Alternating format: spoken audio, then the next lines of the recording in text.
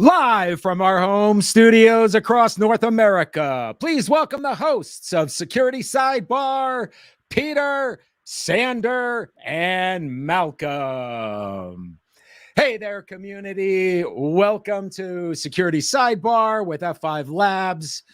I'd like to address the obvious host here. I'm obviously not John Wagnon, but the F5 Labs guys have graciously accepted to continue to carry on the Security Sidebar torch, considering John's last words to us were, "Go on without me," and so we shall.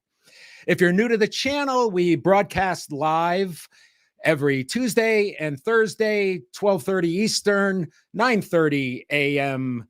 Pacific, and hopefully you'll enjoy the show enough to subscribe, give us a like. Typically we talk about general industry topics. Tuesdays we generally focus on F5 focused topics, and then Thursdays we focus more on industry-wide topics. For instance, this coming Thursday, Jason and Boo on Dev Central Connects Thursday, 9:30 a.m. Pacific, we'll be covering blockchains and NFTs. One of the funnest terms lately, non-fungible, you got to be careful with this one, non-fungible tokens. Pretty cool. So also, before we get going, just wanted to make sure you knew that the big news for F5 this next couple of weeks is we have F5 Agility coming up next week. You can register f5.com/agility. And also the Dev Central team will be live streaming next week. So we'll have our shows on Tuesday, Thursday, but also there'll be an Agility live stream during the Agility event. And when you register, make sure that you add the F5 Community Forum to your agenda. We'll be hosting a Ask Us Anything session at Agility. I believe that is February 16th at 1300 hours. And so I'd like to now bring on my two co-hosts, Sander and Malcolm. How's it going?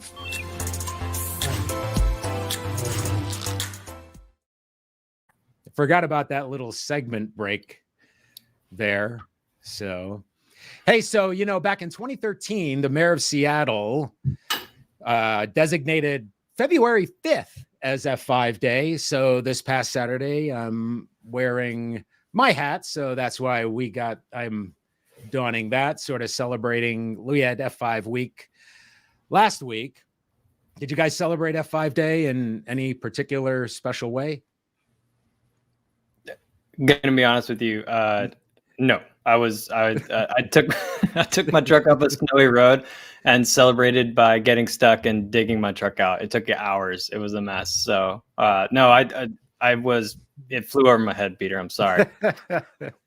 That's all right. It was a Saturday anyway. So we'll be taking over John's Security Sidebar. We certainly miss him dearly, but like I mentioned, he wanted us to go on without him. And I understand we were talking during the pre-show. You had a fun little anecdote about an interaction with John or something, Sander?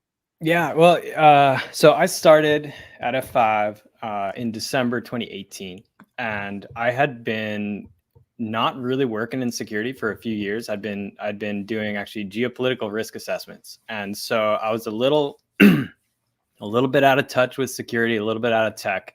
And I come into F5, and I just had this I knew I had to catch up really fast, and so I was learning everything I could about how architecture had changed, how tools had changed, and I was also like, I need to really kind of understand everything about F5.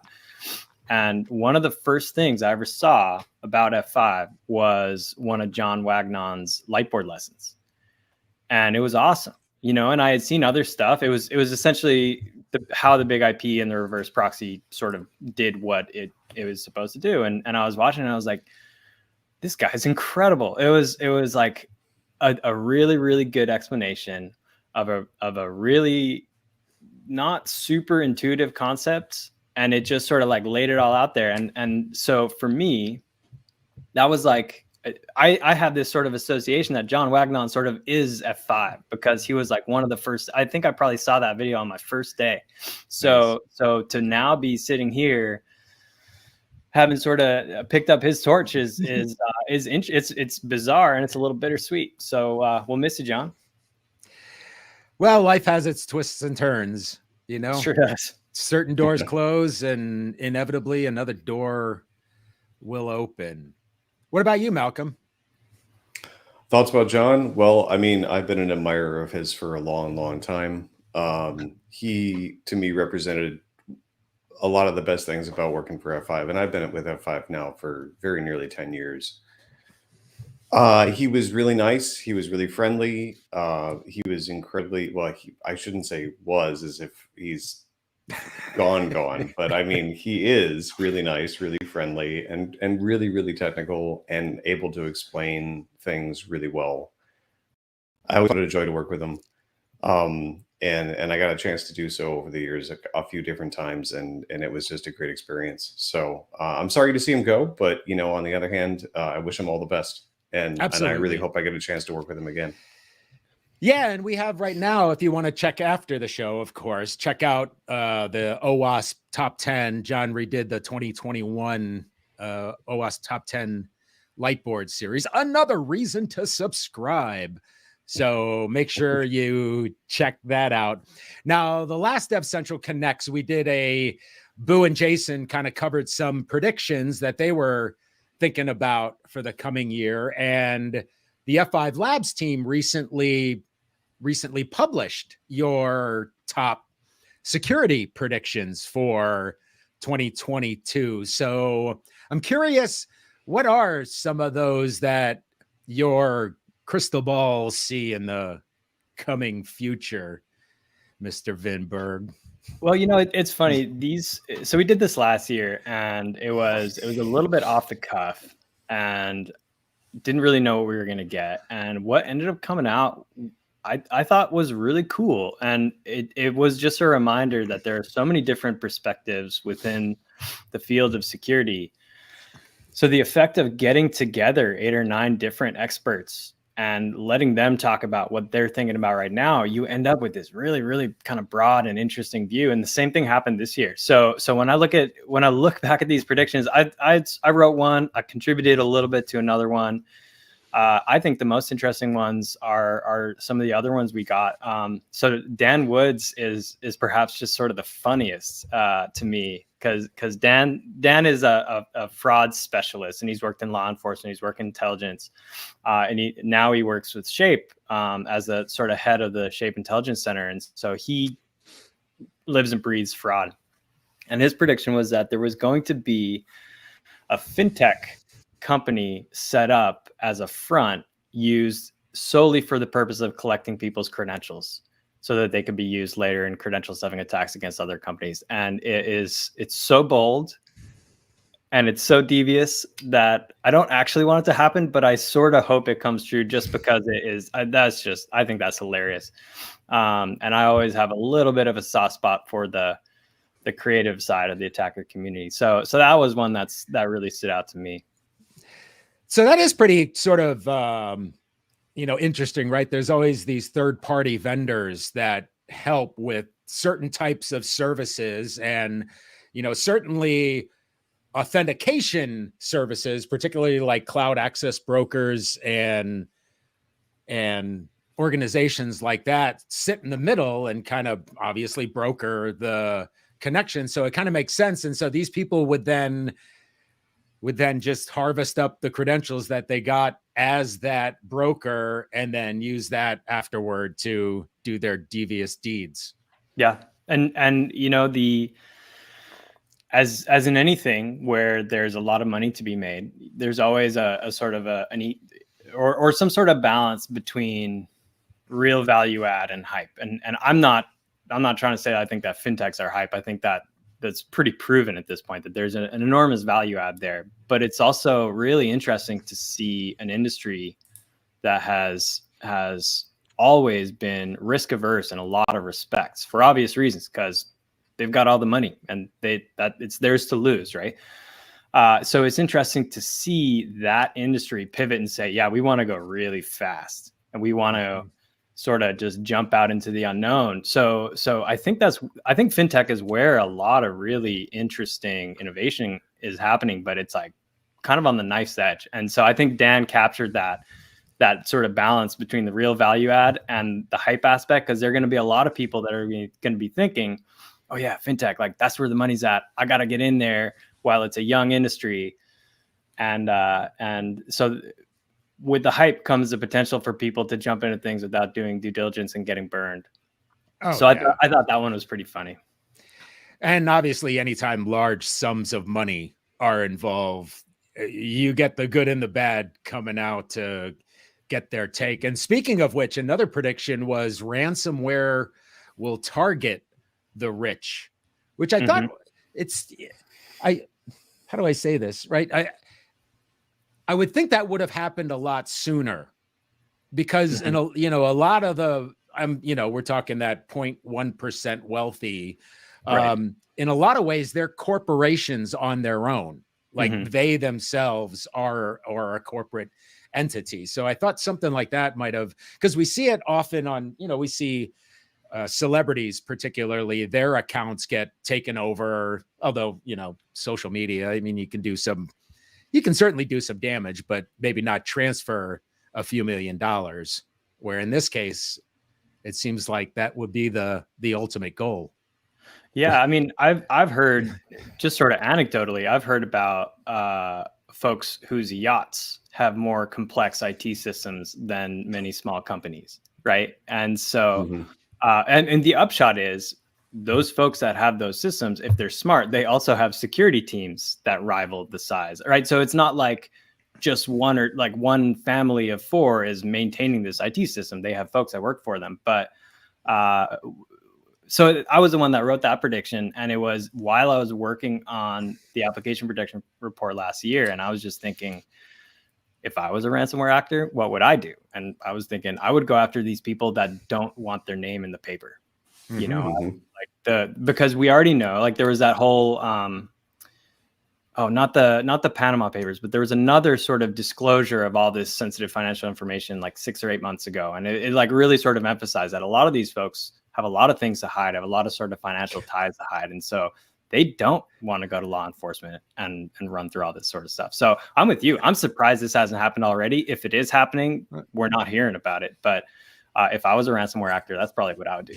I should stop I keep giving people tips for attacking. I don't know what I'm doing here.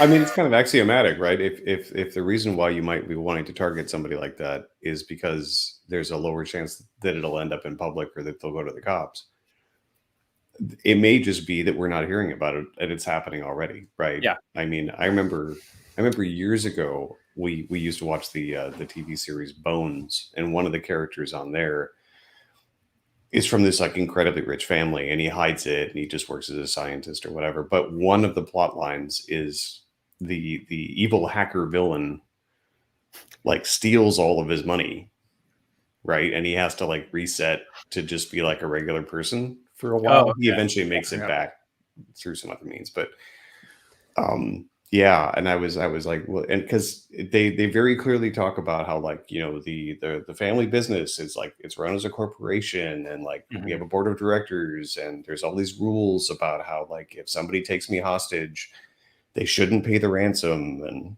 all, know, things like this. So, and that must have been 10 years ago that I watched that. So.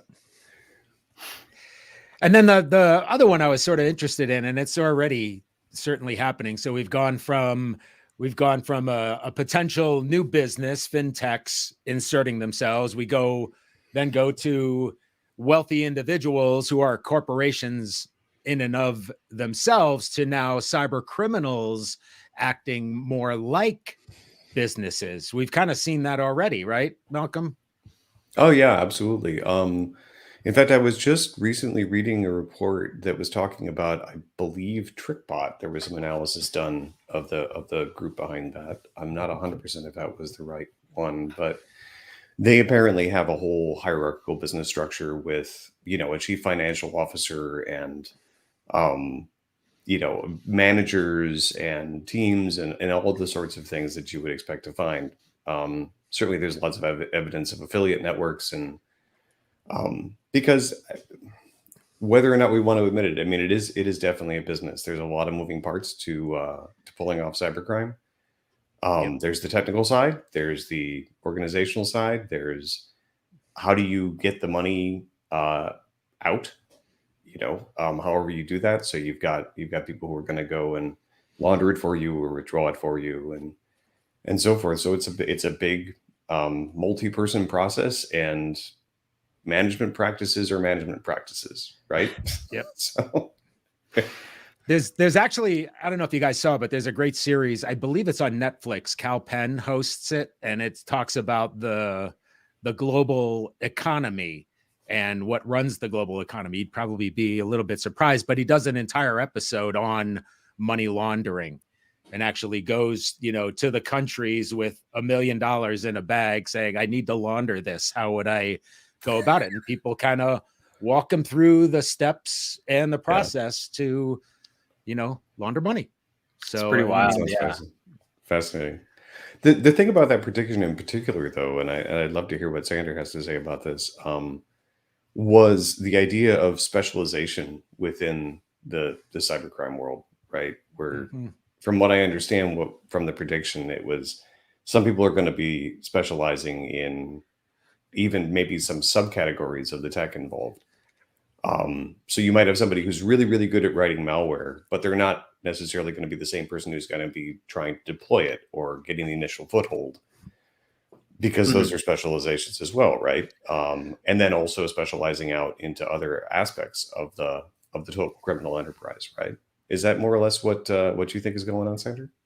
Yeah, and this is something that has already been observed, sort of at, I would say, not necessarily observed at like a statistical level, but a large number of anecdotes are coming out from different reputable sources, incident responders. I know at really, really sort of skilled firms that are saying that what we're seeing right now is a transition from specialization within a group, meaning you might have, I'm just going to make one up, Fin74, right? If Fin74 is our theoretical threat actor, a couple years ago, you might see the sort of thing where they have a few folks who specialize in establishing that foothold. And then they have a few folks who specialize in persistence and lateral movement and building the malware and all that sort of thing.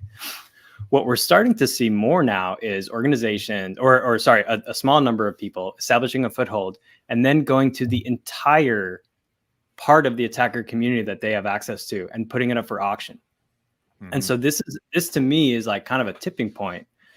We're not just seeing organizations run like a business. We're seeing the entire attacker community starting to act like a sort of a mature industry, right? And so it's like what we used to see is we would have these sort of socially bound attacker groups where Russian threat actors would probably work with other Russian threat actors, or you would have a particular group affiliated with a particular sort of ring of organized crime. And I think we're starting to see a little bit more of a sort of a flat industry. And the point about that, and this sort of came up while I was talking with one of the folks that works in SecOps for F5, Remy Cohen, and I'd love to get her on this show because she is awesome. She knows a ton, is that this is going to be sort of a tipping point where if it goes the way that other industries have gone, this sort of increasing maturity is going to increase their productivity, which means we might all be in for a rough time if this sort of, we've already seen this first phase of division of labor and specialization. If it sort of continues on that track, what we're going to see is the best of breed techniques show up in every attack. So it's not like we're going to see a really, really good intrusion technique get let down by weak malware. We're going to see the best malware show up and the best intrusion techniques show up. And so more sharing of information, more sharing of techniques on the attacker side, which just makes me wish that we were a little bit better at sharing information on the defender side. Well, speaking of sharing information, I probably should have said at the top that, one of our focus areas with F5 Labs and Security Sidebar is talking about, current research and articles that you've done, maybe some threats in the wild, but certainly a sneak peek at upcoming research. And it seems like an appropriate time to maybe give a little sneak peek of the application protection report, which kind of, in some sense, goes into showing what potentially you can do to help defend against such things. Mm-hmm. Yeah. So the application protection report is a kind of one of the big flagship reports that F5 Labs publishes, and I'm the lead on that report, but it really is kind of a group effort, and Malcolm and several of the other folks on the team sort of behind the scenes do a lot of work to help that thing get over the line. So we are currently, we have just sort of wrapped up the writing, and we're going to be publishing next week in conjunction with the F5 Agility event. And we're excited. I think it turned out very cool, but I got to be honest, it's a bit of a puzzle this year. You know, last year we observed the explosion of ransomware, and it seemed pretty clear what we were seeing. Right. So every year we publish this thing, it is sort of retrospective about the previous year's attacks. So last year we published all about attacks in 2020, which was the first year of the pandemic, right? And now we're looking at attacks in 2021. And not all of my predictions from the previous year's report came true.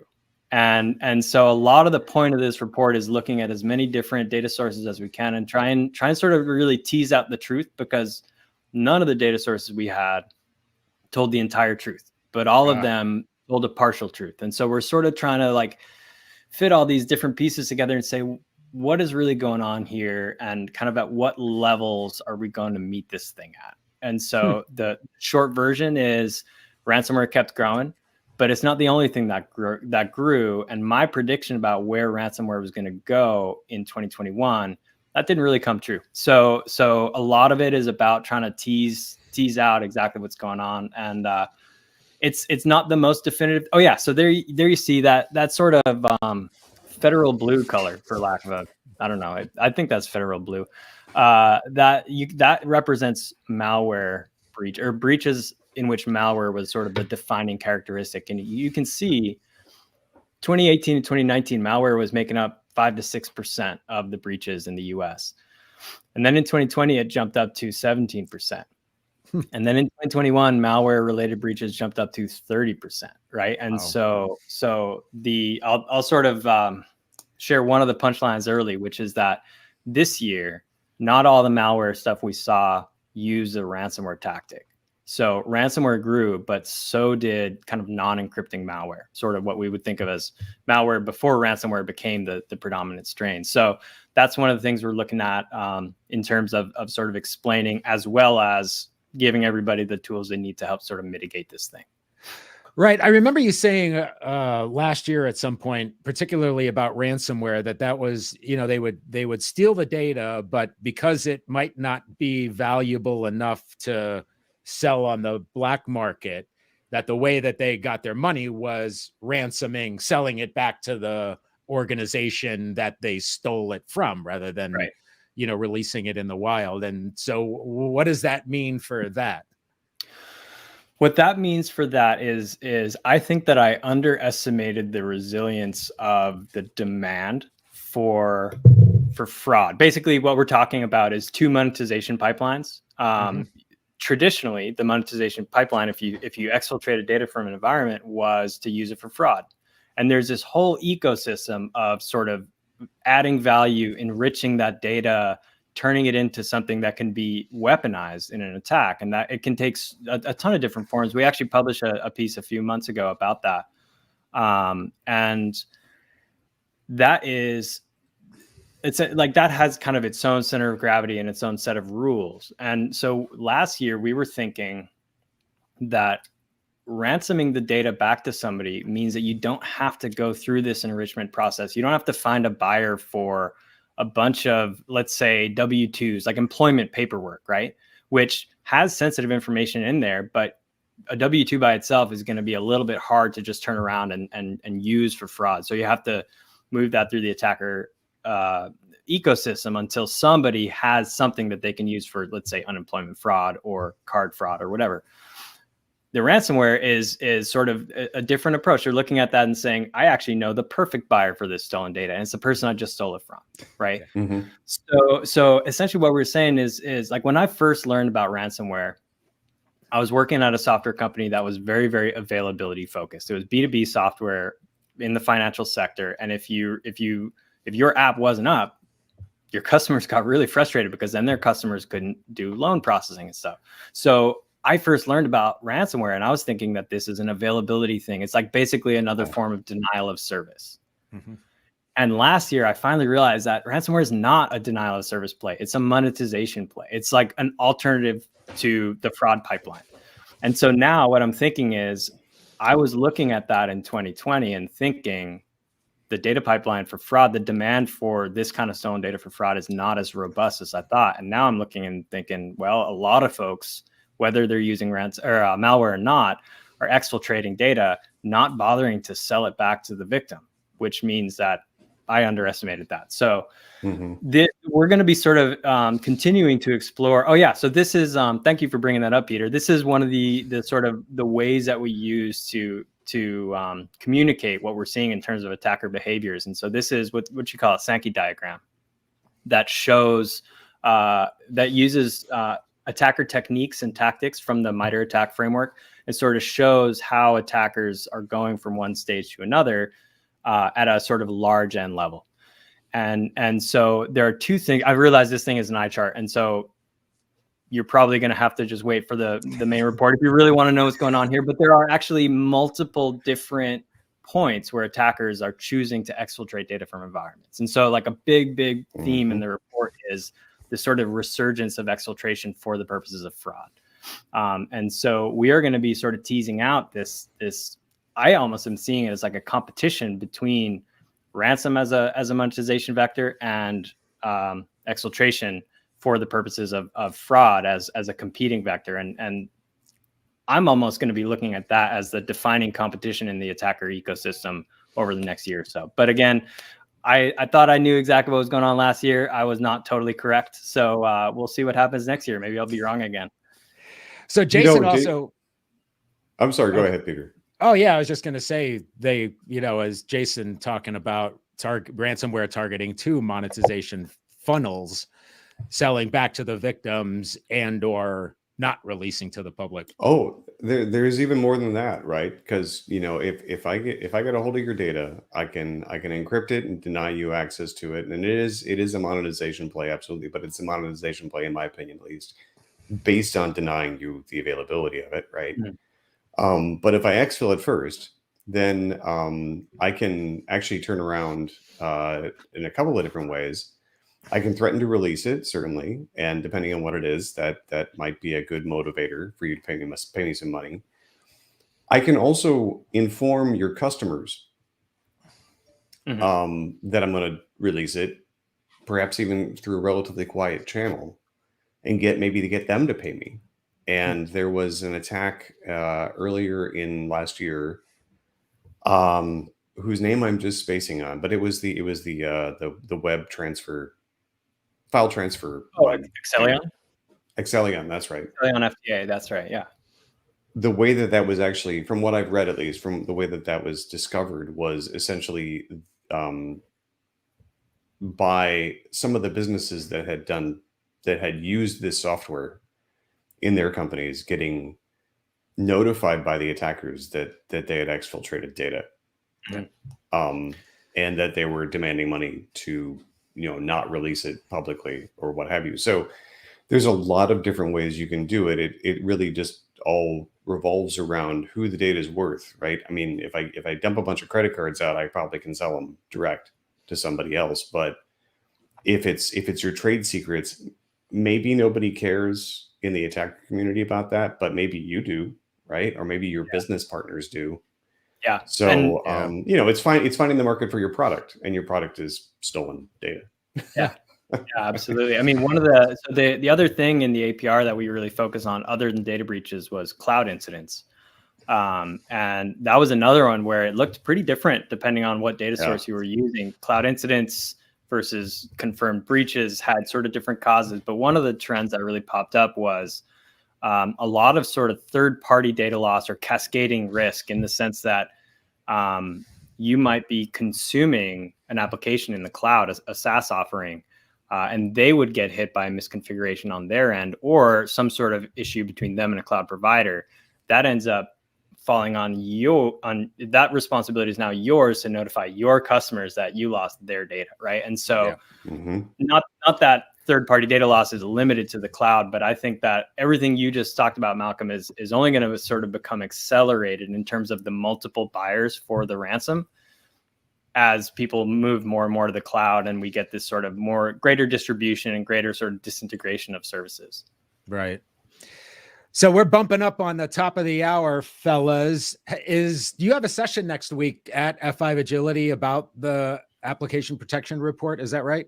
Yes, I do. Yeah, it's a pretty quick breakout session. So it's a little bit more of a preview of the APR than it is really diving in. But there's more data there than we had time to talk about there, and I'll also be available to answer questions too. So if anybody wants to get down into it, I'll be available.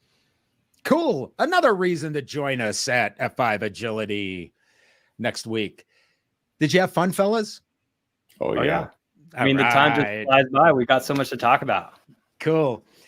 Well, we're very grateful having you here on Security Sidebar. Like I mentioned, we'll be getting into your research, vulnerabilities in the wild, sneak peeks like we just did for the application protection report coming out shortly. And again, thank you for watching. Tune in on Thursday, 9:30 a.m. Pacific for Dev Central Connects. Boo and Jason. I don't know if we have the show things. Do we have the show things? Maybe we don't have the show things up, but that's fine. Show things. Jason and Boo will be covering blockchains and NFTs. And then most definitely the Valentine's week of all weeks, the week of February 14th, starting on February 15th, we'll have our Agility teaser. The Thursday that week, as you see here on the screen, we'll do our Agility recap. And certainly throughout Agility, we're going to be doing Agility Live. Boo and Jason will be hosting, and also catch us with the F5 Community Forum. If you like content like this, you had fun with us today, please hit that like and subscribe button. For Sander, for Malcolm, I'm Peter, and we're with F5. Thanks for watching. This week on Dev Central Connects, mental fools are dealing. Who and what's to blame? Are we going off the rails with that blockchain? Are you still scratching your head about non-fungible tokens and what is a blockchain? If so, tune in Thursday, February 10th, 9:30 a.m. Pacific, when Jason and Boo break down what is the blockchains and what are NFTs and what it means to us in our daily lives. The link in the description sets your reminder. Dev Central Connects is live every Thursday, 9:30 a.m. Pacific. Are we going off the rails with that blockchain?